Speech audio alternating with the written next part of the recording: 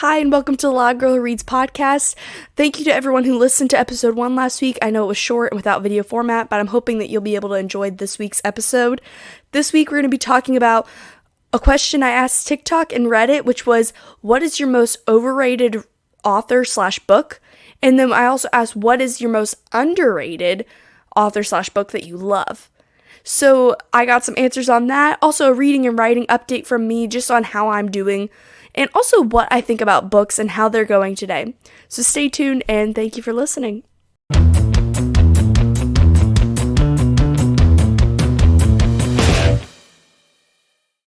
So now for the question that I asked TikTok and Reddit. So I asked TikTok and Reddit what their favorite underrated book or author was, and they didn't disappoint. Now here's a little bit of background though. I did not pre-screen these authors or books, so if you go to buy them or read them and they are not good, if they're not clean, if they have foul language, I did not read them. These are not my suggestions, these are other people's suggestions, and I am curious if you've heard of any of these, and I will say, I don't think I've actually heard of any of the authors or books they suggested, which is a little bizarre, but I will say it does mean that they're probably underrated. So let's get to those. So the first one that I have is called The Bone People. Apparently it won a Booker Award, which I had never even heard of the award that it won. But apparently they had heard a bunch of these people talking about it originally whenever it first came out. And then now they hear nothing about it, which that's typically the case with books that win awards. Now, I'm not saying that it couldn't have won an actual award that would be, highly regarded. But sometimes whenever it's awards like that, they paid to have their book in the submission, which most are real awards, they don't have to pay to have their book there. So it's a little bit illegitimate in that way. And then usually it's pretty, like the people voting for it or whatever, it's a very slim chance of you not winning something because you're paying to win, basically. You're paying to get some sort of sticker that you can put on your book. You're paying to be able to pay for a trophy.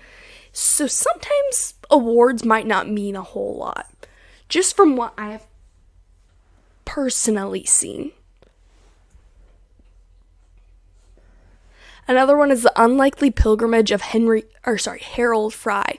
Now, I had never heard of this book, but the way they describe it makes it sound so interesting. Apparently, it's about a man who's in his 60s and walks hundreds of miles to visit a dying friend and reflects on his life while he does so. Now, if this book is clean, I want to read this book. And if it's interesting too, that sounds like a really good book. But I could also see how it could take a turn and be really boring. So I think I'd have to kind of weigh my options and see if it's actually worth doing. So here's another one. It's Sten Nadolny. Now I'm going to pretend like I said that right. I am terrible with names. And as a substitute teacher, that doesn't work out very well, but, I do my best. But apparently their favorite is Discovery of Slowness. Sten is a notorious introvert and a true magician. I also like his books about Hedy Lamarr, who surprisingly had this other side that no one actually knew about at the time. Now, again, I haven't personally read these. These aren't from my point of view. This is what other people have said, though. So, it's worth noting. I might keep it in the back of my mind for someday if it's something that I found interesting, like Harold Fry's story. That sounds interesting to me. I might look it up someday. But these aren't my personal suggestions. Now, if I were to give my favorite underrated book, it's actually the one behind me, and it's called The Gifting, and it's actually a series. It's a series of 4 books, 3 in a row, and then one that's actually like the first book by the other main character in his point of view. My favorite series ever. They're by K.E. Ganscher, and I don't think that she gets enough credit because she's done an amazing work with her writing. Definitely one of my favorites. And it was so exciting because, actually twice I was able to be on her launch team for her book as an ARC reader. Loved the experience altogether. Definitely a good one, and I would definitely call her an underrated author or book. That is my favorite. But also some honorable mentions that were just authors themselves were these. So I got Wallace Stegner, never heard of him, Stephen Manning, and Victoria Laurie. So all of those I've never heard of. I haven't even heard of any of the books, but that does add to the fact that they are underrated. I'll give them that much. So just because I haven't heard them doesn't mean that they can't be good books. And same thing for you. If I list a book that you've never heard of, which is going to be the case of a lot of the time, doesn't mean that's not a good book. It just means that maybe You have to kind of figure out a little bit more. You have to do a little bit of extra work. Yes, I heard the cat jingling behind me. But, just because something's underrated or, in some people's mind, less valued, doesn't mean that you can't personally enjoy it. And everyone could say a book is terrible, but as long as one reader likes it, then that's all that the author really needs to know. I think the same thing with movies. Madam Web came out within the past couple months. I went and saw it, and I saw so many bad reviews for everyone hated this movie. I absolutely loved the movie. I thought it was a perfect addition to the Spider-Man universe. I really liked it. But people were bashing it. But you know what? I had told this person on TikTok they had commented, or they had made a video and gave Madam Web a terrible rating. And I was like, I'm surprised. I really liked Madam Web. And he was like, you know what though? It was made for you.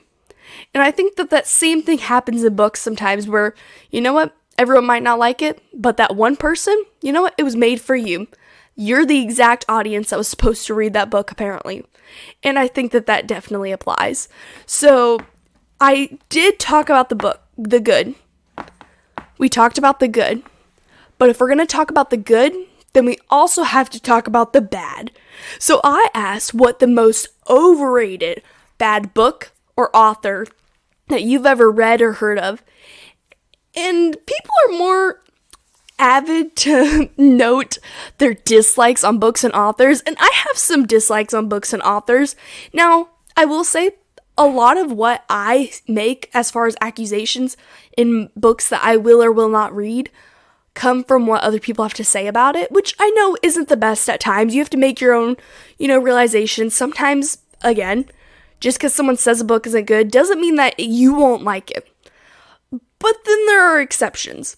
And I think that books like Fourth Wing, A Court of Thorns and Roses, the list can go on. Most of the most popular books these days that are filled with spice and foul language are something that I would never read, that I will never promote.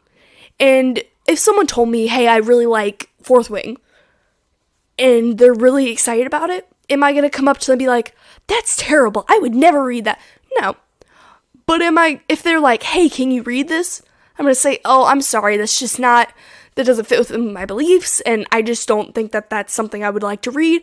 But if you want to tell me about it, that's fine. If you want any suggestions, I can give you a book suggestion. Or if you want to know what books I like to read, maybe you can give me one more suited to my interests at a later point. That would be great. But I don't have to compromise my beliefs for other things. And some books and authors just aren't my cup of tea. But let's see what other people had to say. Because, like I said, they were very vocal with their opinions, to say the least. So one of the main people that I got was J.K. Rowling. I had a few people comment that, but this one person said, I think Stephenie Meyer's / Twilight series is overrated. From a literature story quality POV anyways. Of course, she and J.K. Rowling get more kids into reading, and they could be a stepping stone for better tales, which I think is in most cases for books, geared towards teens and children, which are the case for, Harry Potter is geared more towards, I would say, like tween age. See, the cool thing about Harry Potter is it's one of those things where if you had the opportunity, you most likely grew up with it. And so you read, the first book when you were like 11, like Harry, and then you grew up with the books, which I read Harry Potter. I think I started reading when I was like 13, 14. And I kind of grew up with the books. The later ones that weren't my favorite, but I kind of grew up with the books. And with Twilight, it's more of like a teenager. I haven't read Twilight personally. I've watched some of the movies, and I use a special app called VidAngel, and I screen through movies, and so I've watched all the movies and stuff, and I enjoy the movies, but they're not meant to be a fulfilling book for an adult. If you are an adult, and it is fulfilling to you, then that's great. There's nothing wrong with that, and a lot of times that is geared towards your nostalgia of reading it when you were younger, but I don't think it's meant for you. So I don't think that it's fair to say that someone's overrated because it's not meant for what you are. Personal opinion, because these are also older books, Like, yes, they might not be as good reading back now, but when you're that age range, at that time, whenever it's popular or it's meant to be relevant, you can't expect it to meet the standards of 2024 when it was written in, say, like 2004. Like, it's a big difference. So you can't expect the same quality, the same relevance. Like, it's just different standards, in my opinion, at least. I don't think that it's fair. So, another person said, David Eddings, my gateway to fantasy, always good but repetitive. Certain funny phrases are overused, which you see a lot with, especially fantasy, where they're trying to get like a haha moment, where they're trying to get you to just laugh because there's so much other things going on. I know that was terrible grammar, but there's terrible or exciting other things going on, so they're just trying to throw in a quick and easy funny phrase here and there, but they can very easily get overused. And I have to catch myself in this. Just like easy cheesy pickup lines or anything of the case that's supposed to be funny, but it's too easy. They're just overused. We all know it. But I mean, Now this one got me going. So someone actually, this person I didn't know, but one of the people who commented said, or another person commented and said, Colleen Hoover is, I think, her name. I don't read her books because all she writes is, and she put a corn emoji, which we all kind of know what that means. So, in Colleen Hoover, there are certain things that I think about her. I'm never going to read one of her books. Let me just start off by saying that. I'm not saying she's a bad person. I'm not saying anything about her personal life. I'm not saying anything about her as a person. But her books themselves are not something that I would read or recommend or anything of the case, okay? But another commenter was like, said that she actually has to second this, that she'll never read one of her books because of spice, that she'd read a couple paragraphs and she just knew that it wasn't her fit. And her books are geared towards a very, very, very broad range of people who like spice. Like I said, not going to read them. But I also can appreciate the fact that she didn't go, the original commenter didn't come in firing with Colleen Hoover's a bad person, this, that, and the other. Because I've seen so many videos on people bashing her, whether they like spice or they don't like spice. They are bashing her because they're claiming that she's not a good person or that she's a terrible writer. And yes, writing spicy scenes, in my opinion, is not boring. Boring isn't the word I'm looking for, but a easy way to go. In my opinion, if you're gonna just pick a book and you dumb the entire storyline down to be able to fit in your inappropriate scenes, I think that it's just altogether invalid as a book. A good book doesn't need that as filler. And that's all it really is. It's filler. Like, you can build and you can have literally the same amount of, love between characters, intimacy, without having to be so explicit.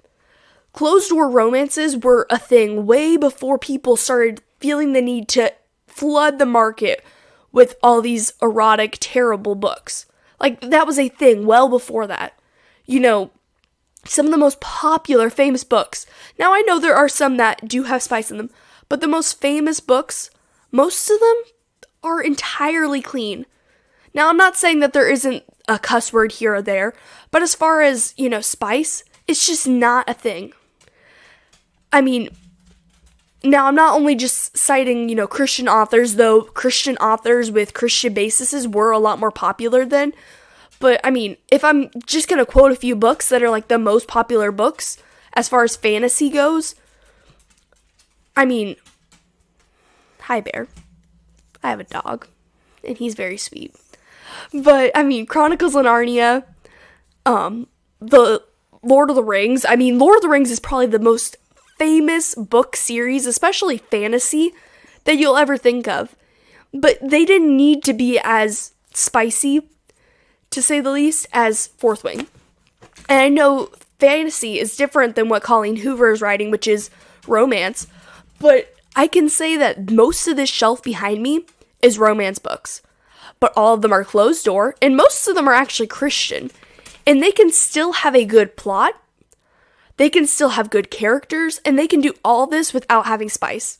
So I completely agree with her stance on Colleen Hoover, and that's kind of also goes back to, I was going to share my opinion on how books are going today. So I'm just going to go ahead and do that now. I am disappointed in how books are going. I think I said that a little bit in the last episode, but I think that it's disappointing to know that people have given up on the art of writing to be able to throw in inappropriate things that are uncalled for. Yes, there are people who like them, and it's nothing against the people who do like them, but I think the need for them is too prevalent in society today, and I think that it's terrible that people won't read a book because it won't have spice in it. And I know I've seen authors who are like, oh, it just has a little spice, it just has, it's got this one scene in it, you can just skip through it, it's not that big of a deal, you'd watch it on TV, and I'm like, no, I really wouldn't. And yes, I do use VidAngel. I'm like a walking billboard for VidAngel. VidAngel's a censoring, well, I don't want to say censoring, but a helpful service that basically takes movies and TV shows and makes them pure. If I wanted to watch, say, now this isn't the worst show in the world, but if I wanted to watch, like, The Office, and I didn't want to have the innuendo and some of the foul language that they use in it, or even just God's name in vain, I can do that through VidAngel. I can't do that with books. That's not a thing. And so if I pick up a book, if I'm going to spend my money on a book, I'm not going to get one that is going to be filled with something that I don't want to read and I don't think is good for my soul. Because that's what it really comes down to. And I don't think that it's valid to be able to give up your beliefs so easily just because you want to read one book that's popular. Like, all of your faith goes out the window just because one book that's popular caught your attention? How does that make any sense? And no person can pressure you into reading a book and have a valid reason for a book. And I love books. I'm not saying, like, don't let anybody ever suggest a book to you ever. But I also think that it's sad that we have to do so much research, especially if it's not a well-known author, because we have to know if we want to read this book. I once spent it was a few days where I was walking around with this one book, and I'd gotten it from someone for, I think, my birthday. I hadn't recognized the title or the author, and I went to look it up. I couldn't find anything on it, and I was like, you know what? If someone bought this for me, I'm going to try to read it, and it'll be okay. So I go to read it, and everything's cool, and everything's good, and I'm like, whoa, this is a really good storyline. I'm really excited about this. And, I'm reading it, taking it with me, and stuff too, and people are seeing me read this, and they're not thinking anything of it, and I get, maybe 10 chapters in, and all of a sudden, I see F-bomb after F-bomb dropped, and I'm like, what is going on? I was like, this entire book, there was maybe one cuss word, and I'm not saying I'm perfect in my reading, though I tried to limit it very much so. I was holding on hope, and then it's like a whole page, and could I have skipped that one page? Yes. But I also know that as a believer, I am not going to lead others astray because they see me reading something that has that in it. If that's something that someone's struggling with and they see a believer who they think that they can use as an example reading that, I don't think that that's the right choice. And I also don't think that it's good to flood my mind with that. Like, I'm not trying to be an innocent little teenager in that. That's being wise. And so I don't understand why there's the need to put that in books. And that's part of the reason why I write books. I write books that, your grandma could read or her 16-year-old granddaughter could read. And both of you can enjoy it and find something out of it. It's not, reading can be a shared experience. It's not something that you should have shame towards. Sorry, I had to stop for a second because of a phone mess up. But yeah, like I was saying though, I hope that the trends of today, the want and need for spice and foul language would, go out of fashion. And I just hope that books can return to how they once were, not in all ways, but in a lot of ways. So that's just my current thought on how books and trends are going today. And hopefully they'll change. So my one tip to leave you with this week is this. I just hope and pray that you would read books that help you to continue to further your beliefs in God. I pray that you would have a good and happy relationship with reading books, and that certain ones wouldn't corrupt your mind. And I know that sounds so harsh, but it's the reality of today. And so I just hope and I want you to know that it's okay to read books that others might not enjoy. It's okay to read books that, bring you joy, but others might be like, oh, well, you're reading that book? Because I've gotten that sometimes where I only really read Christian fiction because that's where I can be sure that nothing's going to be in it that I don't want to read. And you don't have to let the normative of, spicy books and foul language be what you are stuck with. There are other options out there, and hopefully you even look into some of my books. They're both available on Amazon and through my website, so go check those out too. And happy reading! Thank you for listening to this episode of the Loud Girl Who Reads podcast. Stay tuned for next Monday for your next new episode, and don't forget to be loud and be happy as a reader. Thank you. This episode of the Loud Girl Who Reads podcast is sponsored by Tennessee Family Vacation and Kate Stager Media. Tennessee Family Vacation is your go-to resource for your next Tennessee vacation. Check them out at TennesseeFamilyVacation.com and also their podcast Top 10, giving you the best of the best that Tennessee has to offer. Kate Stager Media is a conglomeration of Kate Stager's musical endeavors. From live events to children's books to also worship videos, Kate Stager brings a heart of worship wherever she goes. Check her out on YouTube under Kate Stager and also through her website, KateStager.com.